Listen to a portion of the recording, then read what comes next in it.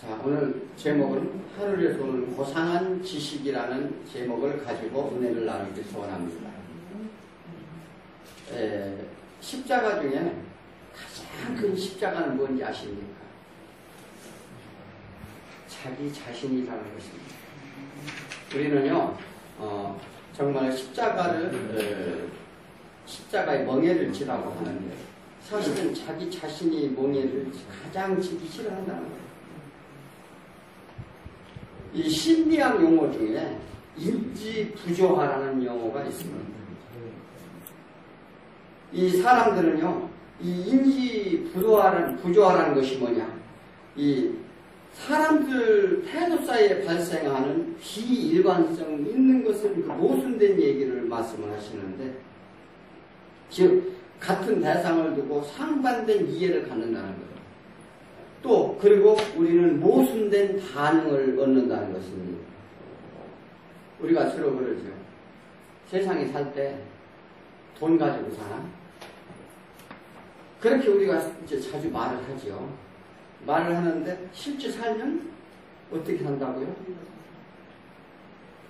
또 이제 자녀분들 출가시킨 분도 있고 그렇지 않은 분도 있을 텐데, 우리가 자녀 결혼식이나 본인 결혼식 때 무엇을 봅니까? 첫째는 뭐 돈이 없어도 돼. 인격적으로 돼 있어야 돼. 뭐 이렇게 이제 우리가 이렇게 얘기를 하죠. 이렇게 얘기를 하는데 실제로요. 그 서울을 볼 때 뭐라고 하는지 아십니까? 연봉은 얼마래? 그리고 어느 회사 다니는데, 이것이요. 왜냐하면 그것이 우리 인격적인 모순이라는 거예요. 그 인지 이 부조화라는 것입니다. 즉 내가 그렇게 진리를 알면서 그 진리를 향하지 않는 거예요. 그래, 그게 인간의 모습인데, 오늘 하나님의 말씀은 이 말씀을 하시고자 합니다. 왜? 베드로가 위대한 신앙 고백을 했어요. 준 그리스도세요. 마태복음에는 하나님의 아들이십니다. 이렇게 고백을 했습니다. 그런데 그렇게 고백을 한 베드로가 과연 하나님의 온전한 믿음, 우리가 좀 전에 말씀드렸듯이 진리 가운데 행하는 자, 그런 자로 변화가 되었느냐 하는 문제입니다. 예수님은요, 공생기간 동안 무엇을 하셨느냐? 제자들의 철저한 교육을 실시했어요. 마찬가지로 우리 성도들도 지금 우리가 뭐가 필요하냐면, 우리 신앙생활 가운데 철저한 교육이 시작된다. 왜? 우리는요, 그러한 것들을 우리는 믿음이 있다 자체하지만 그렇지 아니하다는 것입니다. 예수 그리스도를 알아가고, 예수 그리스도가 누구신지, 또 예수 그리스도의 삶에 우리가 얼마만큼 따라가는지, 이런 문제에 대해서는 우리는 인격적인 부조화를 가지고 있다는 거예요. 그래서 이것을 예수님이 철저하게 가르치기 위해서 오늘 이 빌립보 가이사라는 지방에 올라가면서 제자들과 걸어가면서 하는 대화의 얘기입니다. 우리 일상에서 이러한 이 모순된 일들이 자주 일어납니다. 이 상담하게 되면 자기 관점을 얘기하게 되죠. 그러면서 우리가 첫 인상을 보고, 아, 그 사람은 참 좋게 생겼어. 아, 그 사람은 착하게 생겼어. 아, 그 사람은 보니까 지식이 있는 것 같아. 이러한 첫 인상을 남깁니다. 그러면서 우리는 그들을 그 문제에 가지고 호구로구제하기도 합니다. 이것이 우리가 보는 마찬가지 주로 마주치는 우리가 일상생활 가운데 자주 일어나는 일인 것입니다. 그런데요, 우리는요, 그렇게 모든 것을 진리를 가운데 진리를 알면서도 그 진리로 행하지 않는 그런 모순된 그런 모습. 이것은 우리 인간이 가지는 가장 제약된 모습인 것입니다. 또 그리고 우리 인간의 한계라는 것이죠. 그러면 그 한계를 뛰어넘는 길은 누구냐? 무엇이냐? 그것은 예수 그리스도를 온전히 알아야 된다는 것입니다. 그것이 예수 그리스도를 아는 것만이 그러한 우리의 이 부조화적인 그러한 모순된 행동을 제어할 수 있다는 하나님의 말씀이 설명을 주시는 거예요. 그래서 우리는 그러한 가운데 늘 불안과 혼돈에 이렇게 쌓이게 됩니다. 왜? 늘 걱정이죠. 자녀 걱정, 뭐 어떤 직장, 어떤 문제든지 그것을 놓고 내가 진리 가운데 가는 거하고 이 우리의 육신의 그 욕심과의 늘 부딪힙니다. 그러므로 우리는 그 혼돈 속에 빠진다는 거예요. 그것을 예수 그리스도께서는 제자들의 교육을 통해서 그것이 혼돈에 빠지지 아니하고 무엇가 참 인생의 길인지 참다운 삶인지에 대한 이 제자들한테 물어보는 내용이에요.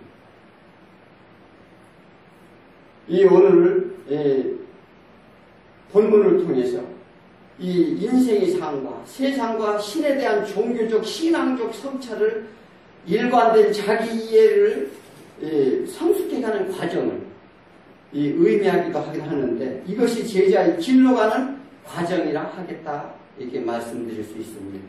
우리도 그러므로 하나님의 말씀이 예수 그리스도가 누구신가를 우리가 정확히 알고 또 그 아는 과정과 그 예수 그리스도의 삶을 통해서 우리는 하나님 나라가 즉 하늘나라 일이 어떻게 형성되는지를 우리는 잘 깨닫고 알아야 될 줄 믿습니다.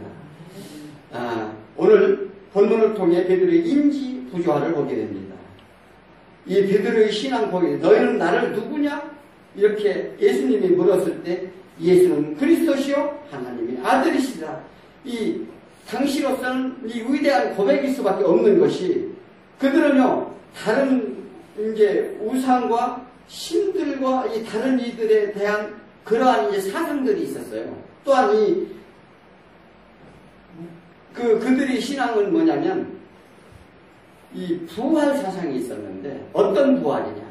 이 예수님이 십자가에 돌아가시고 죽어서 이렇게 부활하는 그런 부활 사상이 아니고 엘리야가 죽어서 다시 온다. 세례 요한이 죽어서 다시 온다. 모세가 혹은 다시 이 땅에 인도자로 올 것이란 그것은 뭐냐면 혼이 모세의 혼이 다른 사람에 들어간다는 겁니다. 그러한 부활 사상을 가지고 있었어요. 또 그리고요 당시에는 메시아의 대망 사상을 그들이 갖고 있었는데 메시아의 대망 사상의 첫 번째 요인은 이방인들에 대한 그들이 그 시달리고 온 까닭이에요. 매일 노예 생활만 하고 나라도 잊어버리고 여기저기서 침공만 받아서 늘 시달린 삶 가운데 이 내 나라 내 백성을 인도해줄 메시아를 늘 기다렸던 것입니다. 그런데 그 메시아가 오시는 걸 기다리는 그런 소망한 나머지 우매한 메시아자들이 많이 나타났어요. 가짜지요. 즉 지금으로 보면 이단이라고 볼 수 있습니다. 몇백 명씩 이 광야를 끌려서 죽이기도 했어요. 예수 지금 메시아를 기다리다가 메시아를 만나러 이제 간다는 그런 사상이죠. 그래서 예나 지금이나 그런 이단들이 많이 나타났습니다.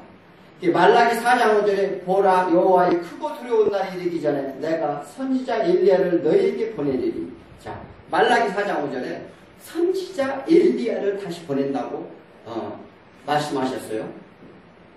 그러므로 그때 당시 내가 누구냐 하는 물음에 매우 중요한 그 신앙 고백에 했던 것이 베드로의 대답이었었는데 이게 보다 진일보한 대답이었었어요.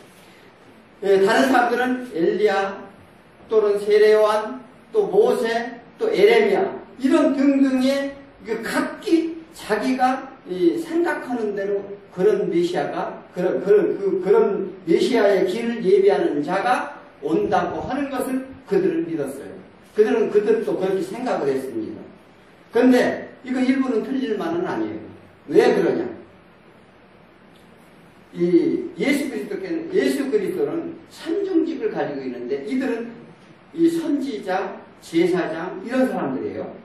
그다음 인도자는 무엇입니까? 지도자지 왕이죠. 그래서 이것이 그들이 온다고는 사실은 틀린 얘기를 하자면 일부만 얘기를 하는 것입니다. 이 마태복음에서는 베드로의 신앙 고백 후에 이 교회를 세우시겠다 약속을 하셨어요. 음부의 권세가 이기지 못하고 그 터위에 교회를 세우시겠다. 또한 베드로에게 천국의 열쇠를 맡기겠다 하나님이 말씀하시기도 했습니다.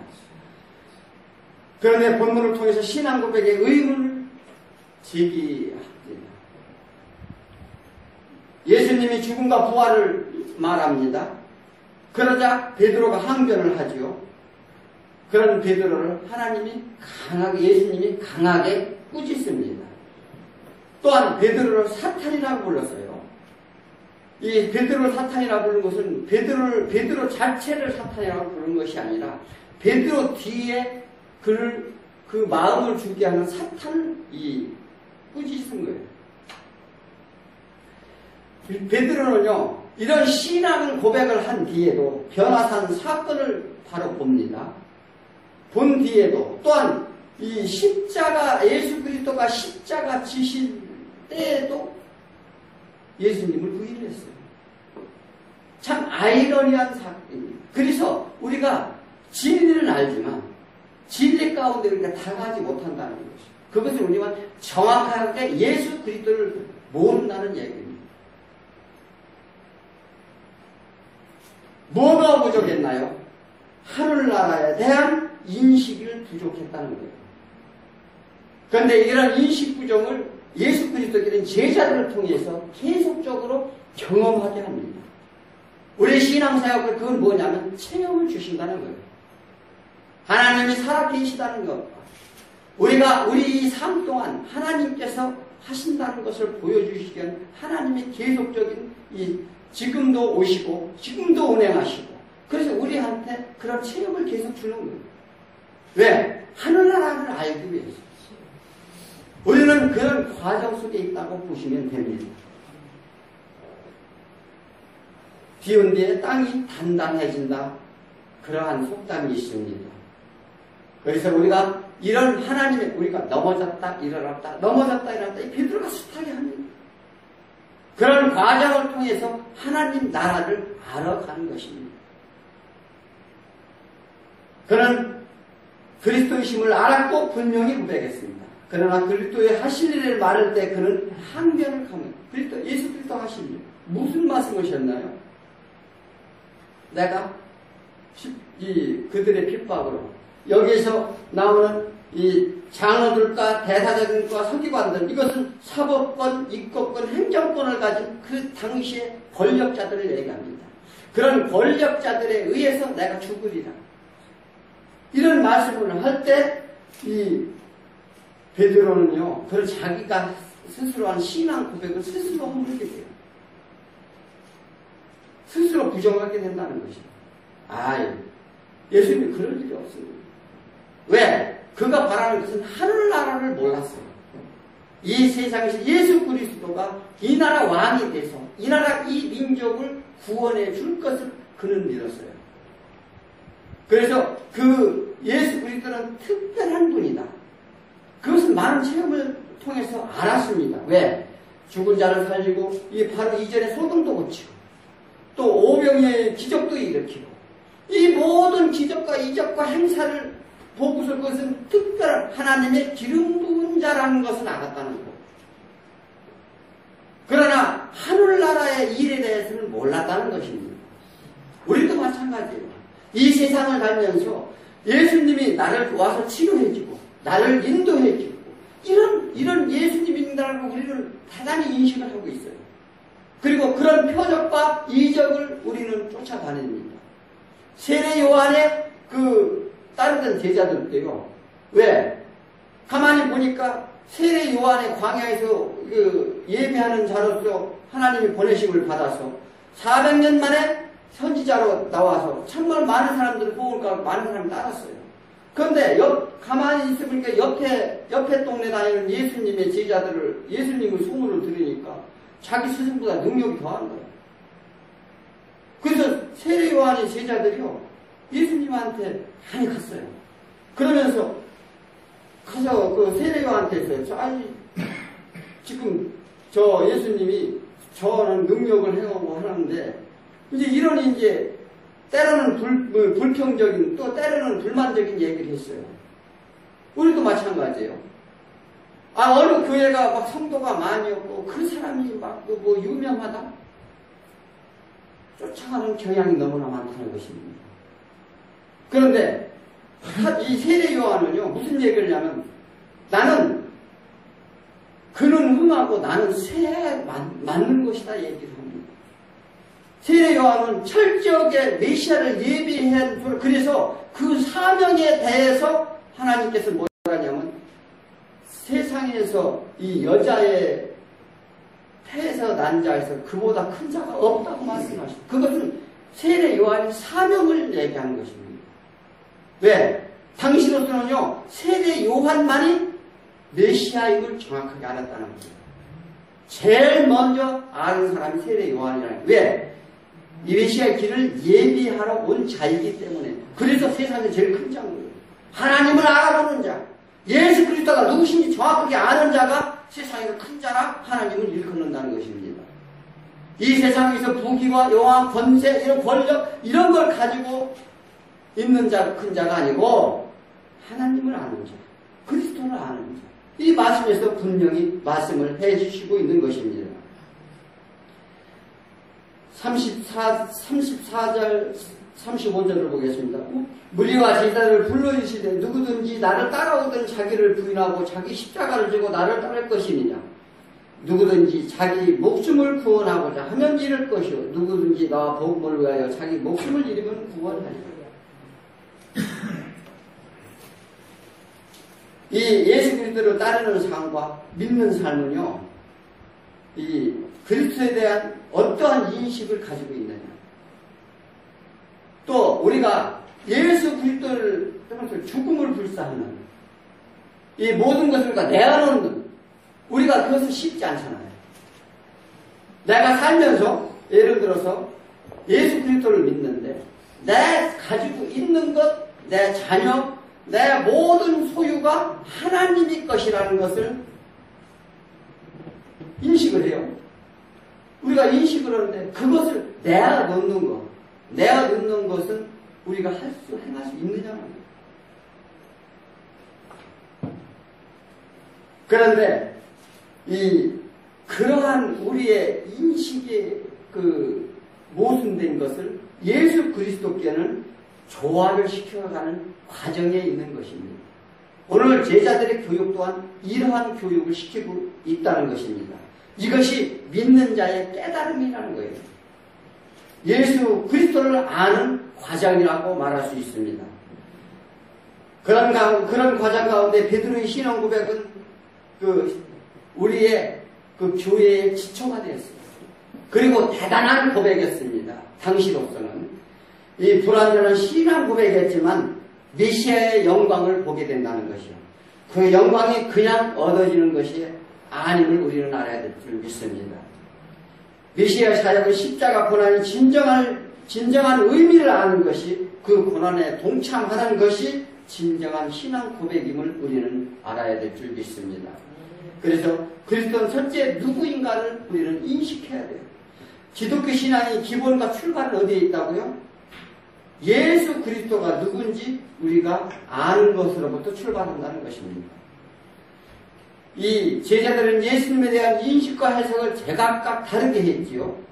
뭐라고? 우리 이게 보면은 때로는 엘리야라고, 때로는 이 세례 요한이라고, 때로는 선지자 중에 한 명이라고, 이렇게 각각 제각기 불렀어요.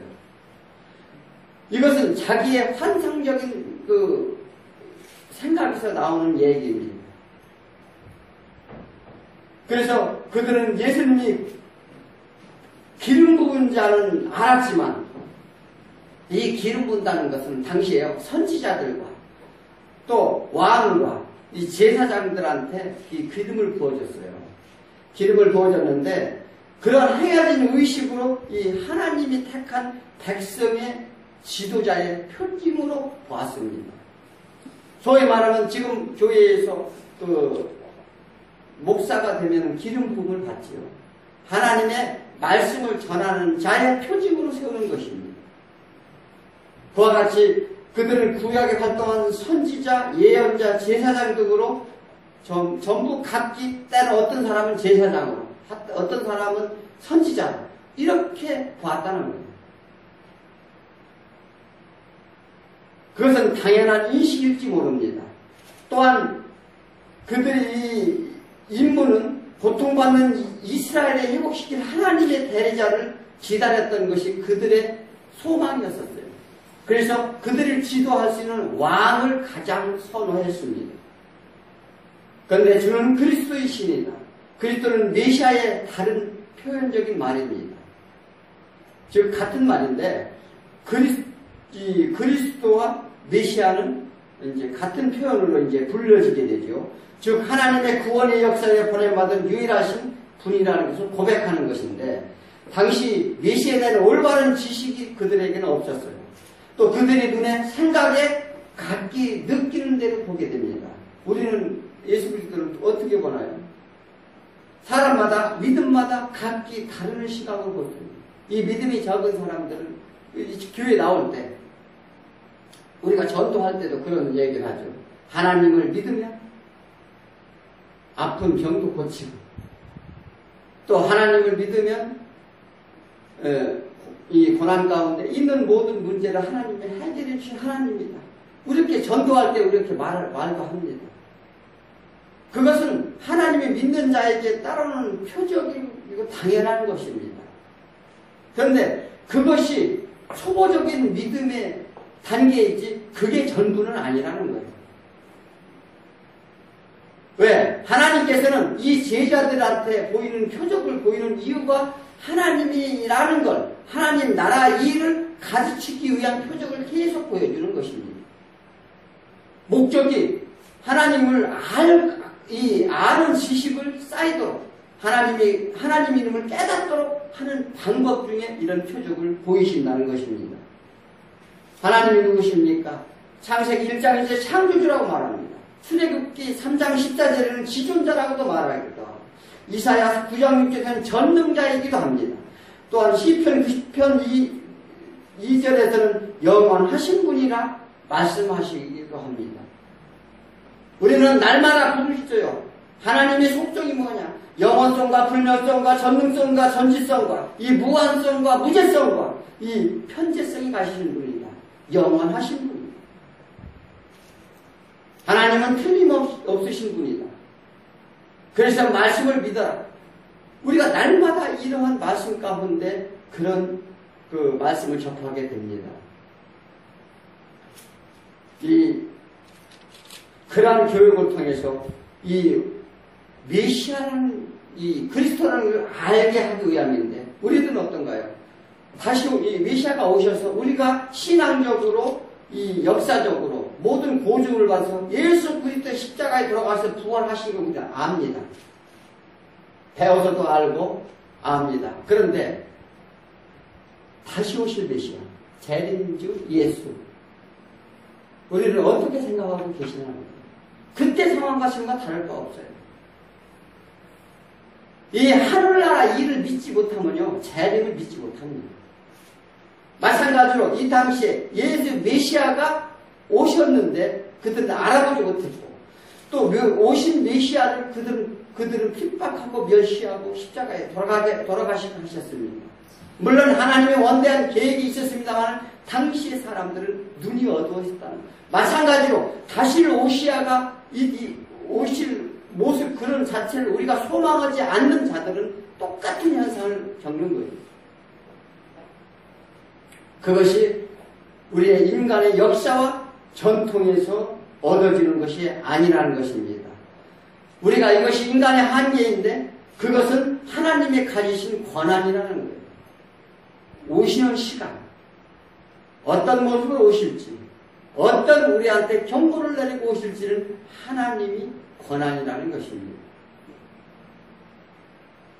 예수님이 상과 말씀은 인간의 역사와 전통에서 얻어지지 않을 뿐만 아니라 우리는 그런 한계 속에 갇혀 있습니다. 그래서 예수님이 삶과 말씀을 인간들이 인식하는 한계에 머물지 않는다는 것입니다. 또한 예수님이 지혜는 인간들이 인식하는 한계를 초월하신다는 것을 우리는 반드시 알아야 돼요. 이 당시 선지자는 무엇입니까? 선지자는 길 안내하시는 분입니다. 하나님의 말씀을 받아서 백성들을 안내하는 거예요. 그래서 소위 말하는 직통 계십니다. 하나님이요, 꿈으로, 환상으로, 때로는 음성으로 오셔서 너희 백성들을 이렇게 할 것이다. 심판할 것이다. 구원할 것이다. 이런 말씀을 직접 주십니다. 그게 선지자. 그래서 철저하게 선지자는 하나님의 말씀을 전하는 길 안내자이므로 하나님의 음성을만 기다립니다. 그래서 하나님의 사자라고 해요.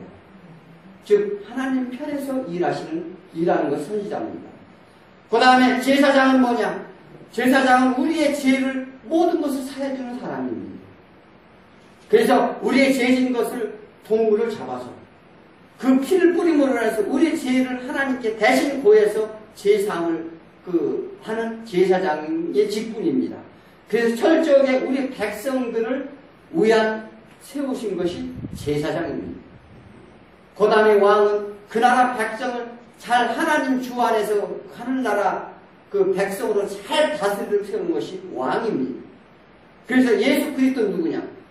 선지자로 오셨고 제사장으로 오셨고 만왕의 왕으로 오신 상중직을 가지신 분이라는 것입니다. 그런데 이들은 일부를 얘기하고 있었어요. 선지자라 아니면 제사장이라 왕이다. 그래서 그들의 일부는 틀리지 않았다는 것입니다. 예수님을 인식하는 자는 기독교 신앙의 출발점이 정확히 서 있다 말씀드릴 수 있습니다. 성경은 오실 메시아와 다시 오실 메시아 예수 그리스도를 증거하는 말씀입니다. 그런 예수 그리스도를 따르고자 하는 참된 첫걸음은 예수님이 그리스도이심을 믿는 믿음이 있습니다. 예수 그리스도를 믿습니다. 우리가 이런 믿음을 고백하시길 축원드립니다. 이 두 번째는 그리스도 따르는 삶에 무엇인가를 우리는 인식을 해야 됩니다. 그러면 우리는 예수 그리스도를 이심을 고백했다고 하면 예수의 삶이 어떻게 살았는데 그 교훈을 얻어야 돼요.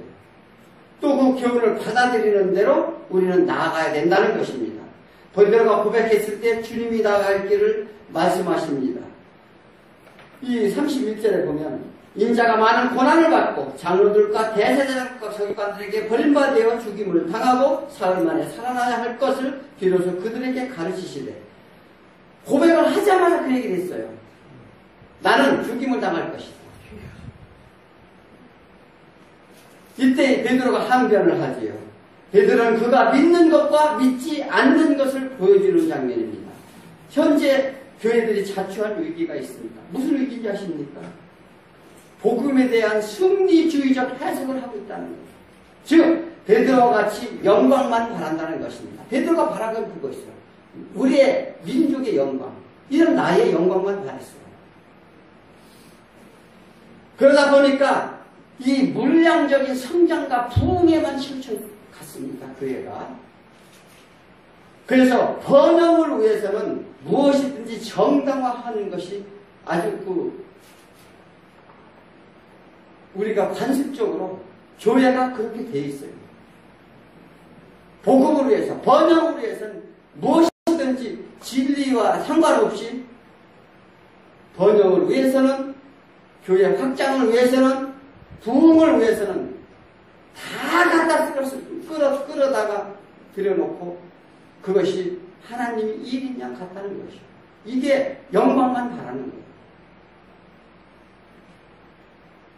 그러면서 배타적인 자세를 가지고 있습니다. 그 큰 호응을 못하는 바가 얻지 못하는 게 그렇습니다.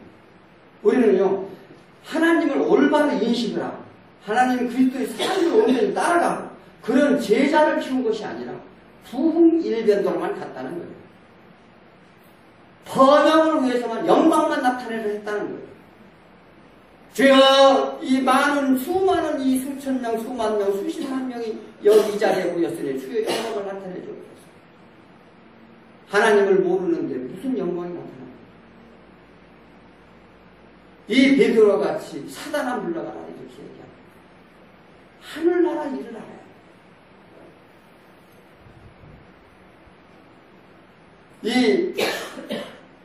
우리가 그런 예가 있죠. 저 절에 가서, 저런 데 가가지고요, 땅 밟기를 막 해요. 또 우스운 얘기는요, 교회 건축을 한다고 하면서 땅 밟기를 합니다. 멀쩡하게 남의 땅 있는 데 가서 이 털을 나한테 주옵소서. 그러면서 이거 갈래, 이걸 비유를 하죠. 이 산지를 내게 주옵소서. 갈렙은요, 그 80세가 돼서 분깃을 나눌 때 가장 땅이 험악하고 척박하고 그리고 아직 적들이 남아있는 가나안 민족이 살고 있는 그런 곳을 달라고 소원했던 거예요. 내가 저들을 물리쳐서 하나님 나라를 세우겠다 했던 거예요. 그런데 오도해가지고서 주여 이 산지를 나에 주옵소서 막 땅 밟기라고 그럽니다. 이런 우매한 일들이 너무나 많이 있었다는 거예요. 그러니까 배타적이라는 거지. 왜? 하나님은 유일신입니다. 유일신을 믿는 것. 하나님만이 내가 길이요 진리요 생명이 나로 앉지 않은 것은 이 하나님 나라에 갈 자가 없느니라 하나님은 말씀을 하셨어요. 그러나 왜 세상에서 호응을 얻지 못하느냐? 하나님을 예수 그리스도 온전히 알지 못해요. 예수 그리스도의 삶을 온전히 우리가 인식하지 못했고 또 그런 말미암아 우리가 해야 될 일들이 뭐냐면 불신지요. 이것만 외치는 거예요. 그러니까 예수 그리스도를 믿지 않는 사람한테 막 상처를 줍니다. 거기에 믿으면 지옥 가. 이렇게 대짜고짜로 막 그래가지고 막 소리 지르는 거예요. 그렇게 하지 말라는 거예요. 예수 그리스도가 그렇게 하신다는 거예요. 때로는 상황에 따라서 화도 내고 질책도 하고 매도 때리고 경책도 하고 그랬지만 예수 그리스도께는요 모든 것을 사람이 상황에 따라서 하나님께서는 대처를 하셨어요. 우리가 성경을 믿는 것은 정말 하나님 나라 확장이라는 것은 우리가 내가 하는 것이 아닙니다. 그것은 전부 내가 하기 위해서 하는 수단입니다. 이 베드로의 당시 신앙과 똑같은 거예요. 그러므로 우리는요 하나님의 말씀을 그가 정말로 첫째는 하나님은 하나님 나라 확장하기 원해요. 그러면 우리가 어떻게 전도해야 될 것인가 이런 모습도 보여준다는 것입니다.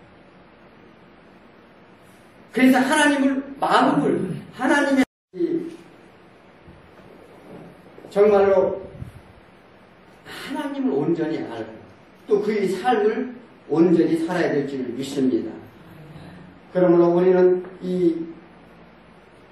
예수 그리스도가 이 제자들을 이렇게 가르치고 이 사역을 가르치고 사역을 감당하기 위한 수단으로 오늘 예수님이 이 제자들과 대화하는 장면인데 오늘날 우리들이 예수 그리스도에 관해 무엇을 인식하고 있는지 우리는 되돌아갈 줄 믿습니다. 예수님을 따르고자 기득권을 우리는 포기하십니까? 또 신앙에 관해 또 잘 인지하고 있습니까? 우리는 되돌아봐야 된다는 것.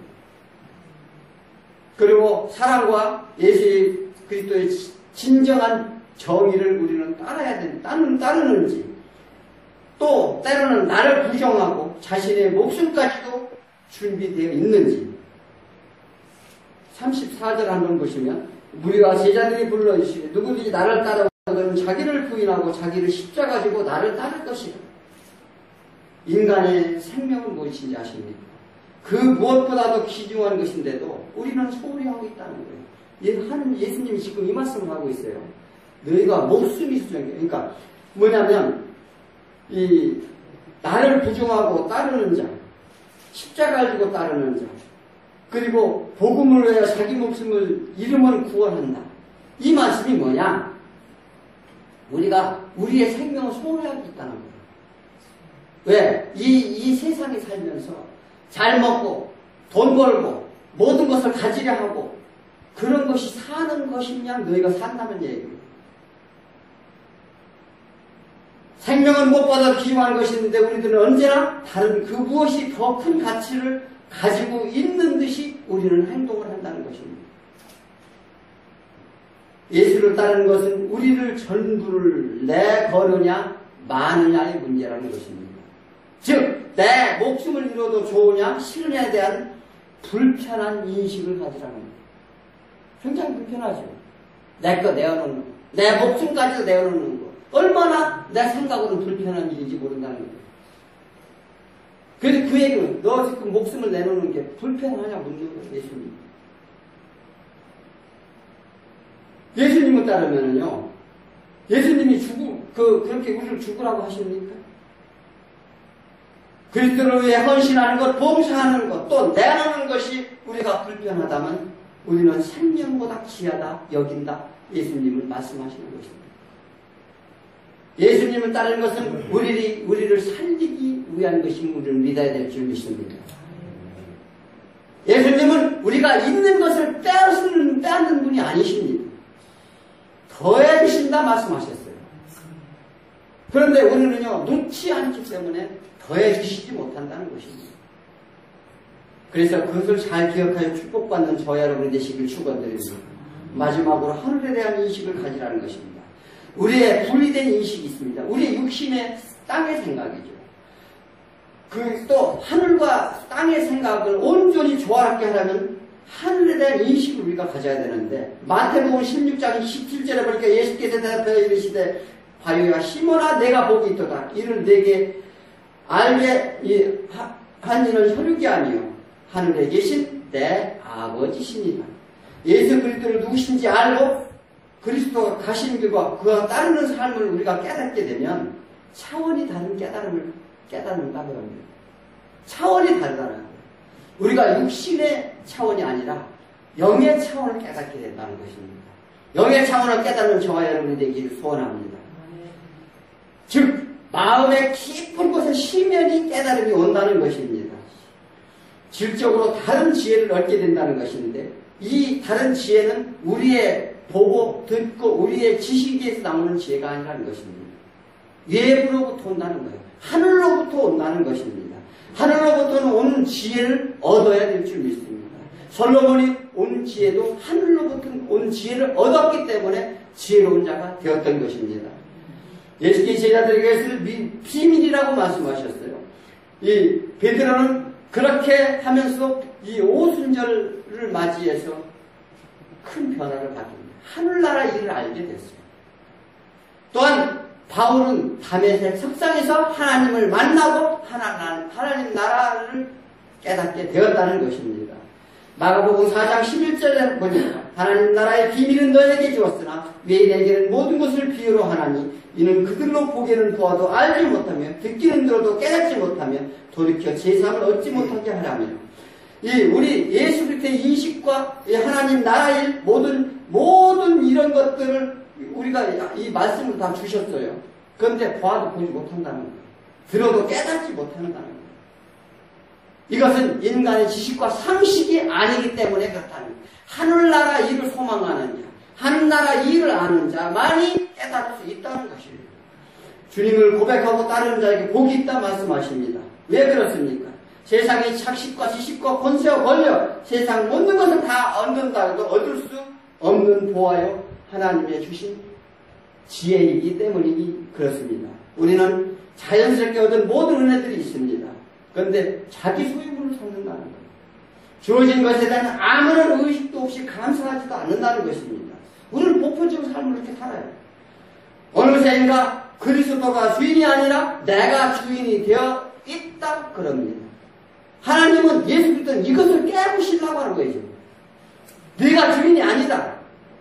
하나님의 주인이시다 하는 것을 깨부시려고 합니다. 요한복음 6장 65절에 보니까 내 아버지께서 오게 하여 주지 아니하시면 누구든지 내게 올 수 없다. 이 세상은 과학적인 이성과 또 경험적인 기술과 지식으로 구성되어 있습니다. 그렇지요? 내 생각, 내 배운 것, 내 뜻, 모든 것들이 그것으로 이루어져 있어요. 세상 것으로 먹고 산다 우리는 큰 소리 치고 삽니다. 그러나 이 하나님께서부터는 내려오는 떡이 있다 말씀하셨습니다. 우리는 그 떡을 먹어야 영생을 누리심을 우리는 믿어야 될 줄 믿습니다. 요한복음 6장 51절 나는 하늘에서 내려오는 살아있는 떡이니 사람이 이 떡을 먹으면 영생하리라 말씀하십니다. 우리는 인식이 예수를 아는지, 또한 그를 따르는지, 또 삶에서 우리가 나타내는지 말씀을 듣고 하나님 나라 인식을 해야 될 줄 믿습니다. 그래서 우리가 이 신앙생활 가운데 이혼론적인 삶을 살지 말아야 된다는 것입니다. 우리가 어떤 신앙으로 살고 있는지, 내 인격적으로 하나님을 인식을 어떻게 하고 있는지를 우리가 스스로 되돌아봐야 된다는 거예요. 우리가 그래서 계속적인 이 예수 그리스도의 말씀을 통해서 정말 내가 하고 있는 모든 일상생활 일들과 또 내가 판단하고 생각하는 일들이 하나님 나라에 대한 일들인지 이를 분명히 인식을 하라는 것입니다. 세상에 없는 수많은 지식들은 예수님의 빛 아래서 우리가 가지고 있는 모든 보편적인 일들을 예수님이 주신 빛 안에서 새롭게 우리를 정리하라는 거예요. 우리 마음을 다 정리하라는 것입니다. 예수님의 가신 길과 우리가 따라가는 길이 어떤 길인지 우리는 배워야 될 줄 믿습니다. 하늘에서 내려오는 만나로 그 지혜를 영생으로 드리는 저와 여러분을 되시길 축원드립니다. 기도드리겠습니다.